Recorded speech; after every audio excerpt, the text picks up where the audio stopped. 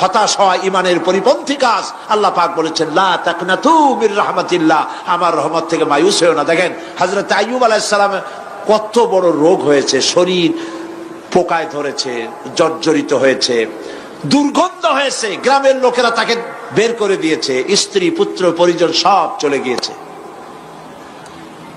এমনকি জিহ্বায় যখন পোকা ধরল, হযরত আইয়ুব আলাইহিস সালাম আল্লাহ রাব্বুল আলামিনের দরবারে ফরিয়াদ করলেন, আন্নী মাসসানিয়াদ-দুররু ওয়া আনতা আরহামুর রাহিমিন। আয় আল্লাহ, আমি অসুস্থ হয়ে পড়েছি, আমি রোগাক্রান্ত হয়েছি, আর তোমার নাম রহমান রহিম, তুমি আমাকে রোগমুক্ত করো। হযরত আইয়ুব আলাইহিস সালাম আল্লাহর দরবারে ফরিয়াদ করলেন, রব্বুল আলামিন সারা শরীরে পোকায় জর্জরিত হয়ে গেছে, এখন আমার জিহ্বায় পোকা ধরেছে, মাবুদ গো আমি তোমার কাছে ফরিয়াদ করি, আমার জিহ্বায় পোকা দিও না, কারণ জিহ্বাটাও যদি নষ্ট হয়ে যায় তাহলে তোমার মতো আল্লাহর জিকির আমি কি দিয়া করব। হযরত আইয়ুব আলাইহিস সালাম আল্লাহ পাকের কাছে যখন এ ধরনের ফরিয়াদ জানালেন, রব্বুল আলামিন তাকে তার রোগ মুক্ত করে দিলেন, তার স্ত্রী পুত্র সব আল্লাহ রব্বুল আলামিন ফিরাইয়া দিলেন। সুবহানাল্লাহ। সুতরাং মুমিন ব্যক্তি, কোরআন শরীফে সব আছে, কোরআনের মতো শ্রেষ্ঠ ওয়াজের কিতাব পৃথিবীতে আর শুধু বোঝার দরকার। বিপদে যত বড় বিপদ আসুক, কোন বিপদে মুমিন ধৈর্য হারাবে না। হযরত ইয়াকুব আলাইহিস সালামের ছেলে ইউসুফ আলাইহিস সালামকে যখন তিনি হারায় ফেললেন, তিনি অধৈর্য হয়ে গেছিলেন নাকি? অধৈর্য হন নাই। কারণ আমি আমার বক্তৃতার সূচনায় বলেছি, আমরা কল্যাণ বুঝি না, অকল্যাণও বুঝি না। কোন বিপদ আসলে পরে আমরা হয়রান হয়ে যাই, কিন্তু বিপদের মধ্যে কল্যাণ আছে আমরা তা বুঝতে পারি না। কথা বুঝে আসছে? হযরত ইউসুফ আলাইহিস সালামকে কুয়ার ভিতরে ফেলে দেওয়া হলো। 11 ভাই মনে করেছে কুয়ার ভিতরে ফেলে দিয়া ইউসুফ আলাইহিস সালামকে মেরে ফেললাম, কিন্তু তারা বোঝে নাই আসল কামটা কি হয়েছে। এটা তো কুয়া নয়, এটা একটা টানেল, এটা একটা সুড়ঙ্গ। একদিকে কেনান হলো তার এক মুখ, ওই সুড়ঙ্গের এক মুখ হলো কেনানের। কেনান ইউসুফ আলাইহিস সালামকে ফেলে দেওয়া হলো কুয়ার ভিতরে মারার জন্যে, কিন্তু আল্লাহ পাকের ইচ্ছা ইউসুফ আলাইহিস সালাম মরবে না। এই টানেলের অপর প্রান্ত মিশরের সিংহাসনের টানেলের এপার দিয়া ইউসুফ আলাইহিস সালামকে ঢুকালেন, অপর প্রান্তে মিশরের সিংহাসনে ইউসুফকে আল্লাহ বসাইয়া দিলেন। হযরত ইয়াকুব ছেলের জন্য অধৈর্য হলেন না।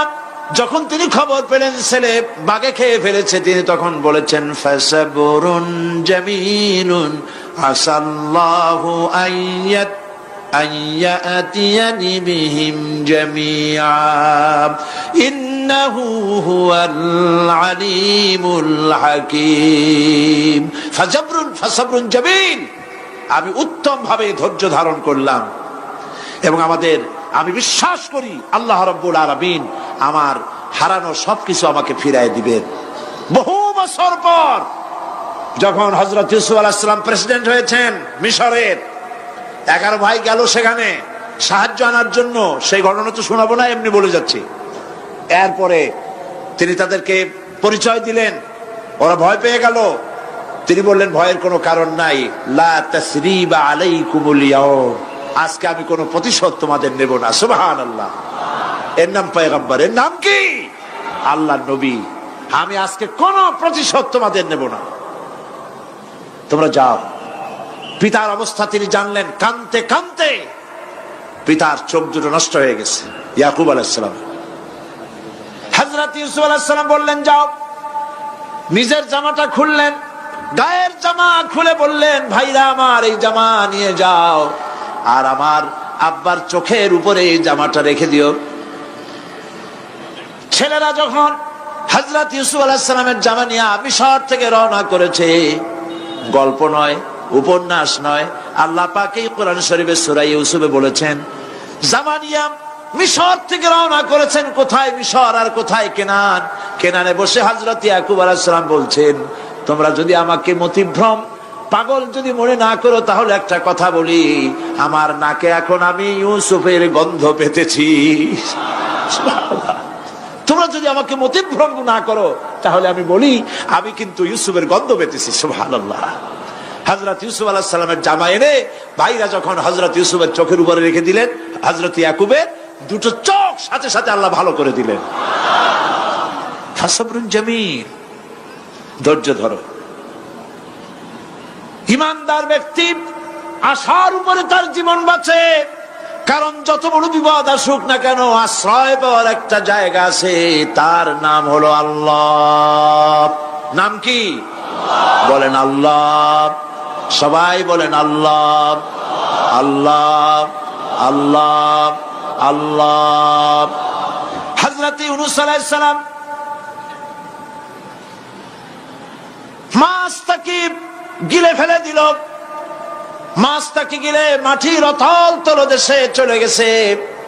এত বড় বিপদ পৃথিবীর কোন মানুষের হতে পারে নাকি? বলেন, কি বলেন? মাছের পেটের ভিতরে জানালা নাই, দরজা নাই, বেরোবার কোনো পথ নাই, মাছ গেছে পানির অতল তলদেশ। আল্লাহ পাক কোরআন শরীফের ভিতরে মানুষকে শোনান, আল্লাহ ওয়াজ করছেন। সুবহানাল্লাহ বলেন। আল্লাহ পৃথিবীর মানুষকে ওয়াজ করছেন, দুনিয়ার মানুষকে শোনান। আমার ইউনূস তো ধৈর্য হারা হয় নাই। ওয়াযান্নুন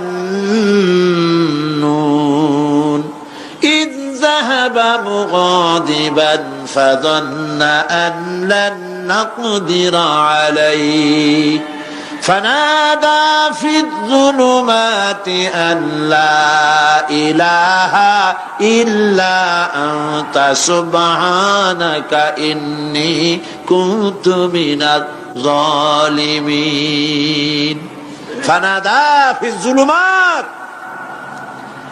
জমায় কাসির ত্রিবিধ অন্ধকারের ভেতর থেকে হযরত ইউনূস আলাইহিস সালাম চিৎকার মারলেন। মাছের পেটের অন্ধকার, পানির অন্ধকার, রাতের অন্ধকার, ত্রিবিধ অন্ধকারের ভেতর দিয়ে মাছের পেটের মধ্য দিয়ে ইউনূস আলাইহিস সালাম চিৎকার মারলেন। অধৈর্য হন নাই, হার্ট ফেল করেন নাই। তিনি বলছেন, পড়েন আমার সাথে, লা ইলাহা ইল্লা আনতা সুবহানাকা ইন্নী কুনতু মিনাজ জালিমিন। তুমি ছাড়া কোনো ইলাহ নাই, কোন পোষ্য নাই, মাবুদ নাই, তোমার পবিত্রতা ঘোষণা করছি, আমি জালিমদের অন্তর্ভুক্ত হয়ে গেছি। ইউনূস আলাইহিস সালাম যখন কাঁদতেছিলেন, আল্লাহ রাব্বুল আলামিন সেই কান্না শুনেছিলেন কিনা? বলেন, শুনছিলেন কিনা? শুনতে পেয়েছিলেন কিনা? পানির ভিতরে কেউ শোনে নাই, মাছের পেটের ভিতরে ইউনূস আলাইহিস সালাম কিভাবে চিৎকার করছেন, মাছের পেটের ভিতরের আওয়াজ পানির ভিতরে কেউ শোনে নাই, জমিনের কেউ শোনে নাই, অন্তরিক্ষে কেউ শোনে নাই, সাত আকাশের ভিতরে কেউ শোনে নাই, কিন্তু আরশে আজিমের মালিক আল্লাহ রব্বুল আলামিন শুনতে পেয়েছেন। সঙ্গে সঙ্গে রব্বুল আলামিন জবাব দিলেন, ফাস্তাজাবনা লাহু ওয়া নাজ্জাইনাহু মিনাল গাম্মি ওয়া কাযালিকা নুজিল মুমিনিন। পড়েন, ফাস্তাজাবনা লাহু ওয়া নাজ্জাইনাহু মিনাল গাম্মি ওয়া কাযালিকা নুজিল মুমিনিন। আমি ইউনূসের ডাকের জবাব দিলাম। কে বলতেছেন? বড় করে বলেন, কে বলছেন? আল্লাহ। সুবহানাল্লাহ। আপনারা কি ভয় পাইছেন? ভয় পেয়েছে মুসলমান? আল্লাহ রাব্বুল আলামিন বলেন, আমি আমার ইউনূসের ডাকের জবাব দিলাম। শুধু জবাব দেই নাই, আমি ইউনূসকে তার মাছের পেটের ভিতর থেকে বাঁচায় দিলাম। মাছের পেটের মধ্যে বেদনা শুরু হয়ে গেল, এমন বেদনা হয়েছে মাছ এখন বমি না করে পারে না। কথা বুঝতে পেরেছি? মাছ এখন বমি না করে পারে না। পানির উপরে মাছ ভেসে উঠল। আল্লাহ কোরআন শরীফের ভিতরে বলছেন, মাছ সাতরায়া কিনারায় চলে গেল, ইউনূস আলাইহিস সালামকে বমি করে ফেলে দিল। ইউনূস আলাইহিস সালাম বেঁচে গেলেন। আল্লাহ পাক বলেন, শুধু ইউনূসকে বাঁচাইলাম না, বরং আমি সকলের জন্য আশার বাণী শোনাই। শোনো মুমিনেরা, ওয়া কাযালিকা নুজিল মুমিনিন। মুমিন বান্দা যারা যত বড় বিপদ আসুক আমারে ডাকো, আমি বিপদ দিয়ে বাঁচাই দেব। সুবহানাল্লাহ, বিপদ থেকে আমি বাঁচাই দেব। আল্লাহ পাক বলেছেন ফাইন্না মাআল উসরি ইউসরান, ইন্না মাআল উসরি ইউসরা। জেনে রাখো, দুঃখ এবং কষ্টের পরে রয়েছে সুযোগ সুবিধা, আর অসচ্ছলতার সাথে রয়েছে উদার সচ্ছলতা। যত বড় বিপদ আসছে এই বিপদের পরেই আল্লাহ পাক তার গোলামদের উপরে রহমত নাজিল করবেন ইনশাআল্লাহ। সুতরাং ঈমানদার লোকেরা, তাদেরকে আল্লাহ পাক বলছেন কোনো ভয় নাই, কোনো চিন্তা নাই, যত বড় বিপদে পড়ো আমারে ডাকো, আমি ডাকের সাড়া দিয়ে দেব। সবাই আল্লাহরে ডাকেন, সুবহানাল্লাহ ওয়ালহামদুলিল্লাহ লা ইলাহা ইল্লাল্লাহ। জোরে পড়েন সুবহানাল্লাহ ওয়ালহামদুলিল্লাহ লা ইলাহা ইল্লাল্লাহ, সুবহানাল্লাহ ওয়ালহামদুলিল্লাহ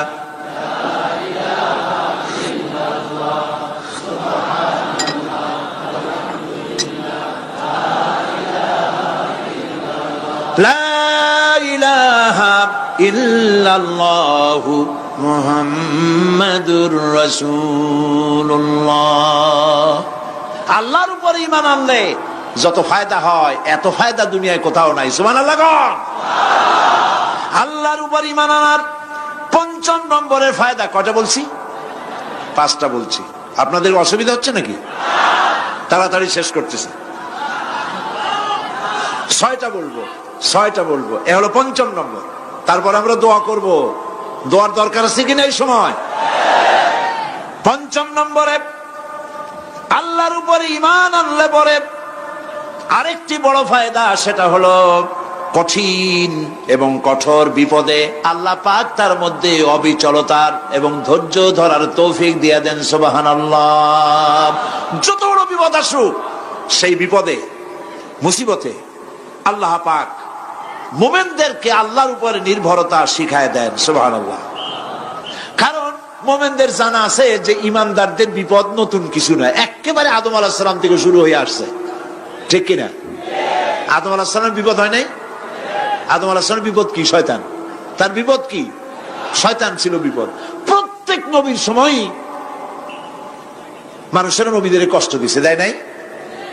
বিশ্বকবি ইকবাল বলেছেন, সতীজা কা রহা হ্যায় अज़ल से तायम रोज, सतीजा का रहा है अज़ल से तायम रोज, चरागे मुस्तफा भी से शरारे बुलहबीस। আবহমান কাল থেকে শুরু করে মুহাম্মদ সাল্লাল্লাহু আলাইহি সাল্লামের চারাগকে, নূরকে, ঈমানকে, ইসলামকে নিভায়ে দেওয়ার জন্য আবু জাহেলের গোষ্ঠীরা চিরকাল চেষ্টা করেছে। সব চেষ্টা কর্পূরের মতো উড়ে গেছে, মুহাম্মদ সাল্লাল্লাহু আলাইহি ওয়াসাল্লামের চারাগ টিম টিম করে জ্বলতে রয়েছে। আল্লাহ পাক বলছেন, ইউরিদুনা লিইউতফিউ নূরাল্লাহি বিআফওয়াহিহিম ওয়াল্লাহু মুতিম্মু নূরিহি ওয়ালাউ কারিহাল কাফিরুন। ওরা চায় মুখের ফু দিয়া, কারা? কাফেরেরা। ইসলাম সহ্য করতে পারে না যারা, ওরা চায় মুখের ফু দিয়া আমার আলোটাকে নির্বাপিত করে দেবে। আল্লাহ পাক বলেন, ওয়াল্লাহু মুতিম্মু নূরি, আমি আমার নূরকে পূর্ণতা দান করব, তাতে কাফির বেঈমানদের মনের ভিতরে যত জ্বালা হোক, যন্ত্রণা হোক, ওদের কলজা যত পুড়ুক, ইসলাম তার বিজয় পতাকা নিয়ে উঠবে, কেউ ঠেকাতে পারবে না। আল্লাহ রাব্বুল আলামিন, আল্লাহ পাক বলছেন, وَكَذَلِكَ جَعَلْنَا لِكُلِّ نَبِيٍّ عَدُوًّا مِنَ الْمُجْرِمِينَ। আর এমনি করে আমি সকল নবীর শত্রু বানিয়েছি সব পাপিষ্ঠ অপরাধ প্রবণ লোকদের। শুনছেন কথা? শোনেন নাই? আল্লাহ পাক বলছেন দুনিয়ার সব নবীদের তাদের জন্য আমি শত্রু বানাইছি। কাদেরকে? যারা সব থেকে বেশি পাপিষ্ঠ, অপরাধ প্রবণ, এরা হচ্ছে নবীর দুশমন। এরা সব নবীদের সাথে দুশমনি করেছে। আজও দেশের আলেমদের সাথে দুশমনি করে সবচাইতে বড় পাপিষ্ঠরা। এটা কোরআন। এটা কি? কোরআন। জোরে বলে এটা কি? আল্লাহ রাব্বুল আলামিন বলছেন ওয়া কাযালিকা জাআলনা লিকুল্লি নাবিয়্যিন আদুওয়াম মিনাল মুজরিমিন। সব পাপীরা, পাপিষ্ঠরা আমার দ্বীনের দাওয়াত যারা দেয় তাদেরকে জীবনের দুশমন মনে করে। কেন? শোনেন, আমি কার ওয়াজ শোনাচ্ছি? কার ওয়াজ শোনাচ্ছি? আমার আল্লাহর ওয়াজ। অপরাধটা কি? নবীদের বিরুদ্ধে, নবীর ওয়ারিস ওয়ারাসাতুল আম্বিয়া কারা, তো তাদের বিরুদ্ধে তাদের অপরাধটা কি? তাদের অপরাধ সম্পর্কে আল্লাহ নিজে বলেন ওয়ামা নাকামু মিনহুম ইল্লা আন ইউমিনু বিল্লাহিল আজিজিল হামিদ। এদের বিরুদ্ধে অ্যাকশন নেওয়ার আর কোন অপরাধ ওদের নাই। ওদের একমাত্র অপরাধ ওরা আল্লাহর জমিনে আল্লাহর আইন প্রতিষ্ঠা করতে চায়। এটাই হচ্ছে অপরাধ। এই অপরাধে নবীদের শাস্তি হয়েছে। নবীরা মার খেয়েছেন, সাহাবায়ে কেরাম মার খেয়েছেন। আমরা তো সাহাবায়ে কেরামের জুতার ধুলার সমানও নই। সুতরাং এগুলি আমাদের পাওনা। এই রক্তের বিনিময়, জীবনের বিনিময় আল্লাহ পাক তার দ্বীনকে প্রতিষ্ঠা করবেন ইনশাআল্লাহ। হযরতে খাব্বাব, বুখারী শুনুন, বুখারীর হাদিস। আমি কোনো কথা বানিয়ে বলি না।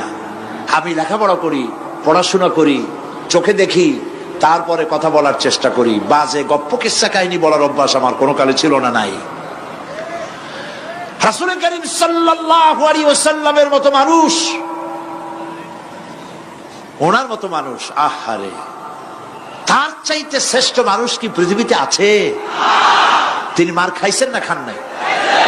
আহা, কিভাবে তাকে মারলো! গলায় চাদর দিয়ে পেঁচাইয়া আছাড় মেরে ফেলে দিয়ে তারপরে তাকে প্রহার করা হয়েছে। আবু জাহেল মেরেছে, বেহুশ হয়ে গেছেন হুজুর। হযরত হামজা তখনও কাফের ছিলেন। শিকার থেকে ফিরে এসে মুহাম্মদ সাল্লাল্লাহু আলাইহি ওয়াসাল্লামের অবস্থা দেখে পায়ের রক্ত মাথায় উঠে গেছে। আপন ভাইয়ের ছেলে, আর এমন ছেলে। চলে গেলেন আবু জাহেলের বাড়ি, বললেন আবু জাহেল, তুই নাকি মুহাম্মদ সাল্লাল্লাহু আলাইহি ওয়াসাল্লাম মারছিস, কেন মারলি? তিনি তো ভালো কথাই বলেন, সব সময় বলেন সত্য কথা বলো, মানুষের উপকার করো, এতিমকে আশ্রয় দাও। এত সুন্দর সুন্দর ভালো ভালো কথা বলেন, তার মতো ভালো মানুষ তো দুনিয়ায় দেখি নেই। মারলি কেন? তুই কি মনে করছিস যে আব্দুল্লাহ মারা গেছে বলে এতিম হয়ে গেছে মুহাম্মদ সাল্লাল্লাহু আলাইহি ওয়াসাল্লাম? তোর মনে রাখা উচিত আব্দুল্লাহ মারা গেছে, হামজা মরে নাই। হযরত হামজা ধনুক বাইর করলেন, এক বাড়ি মারলেন মাথার উপরে, মাথা ফাটা রক্ত বেরিয়ে গেল। হামজা হন হন করে হেঁটে এলেন রাসূলের কাছে।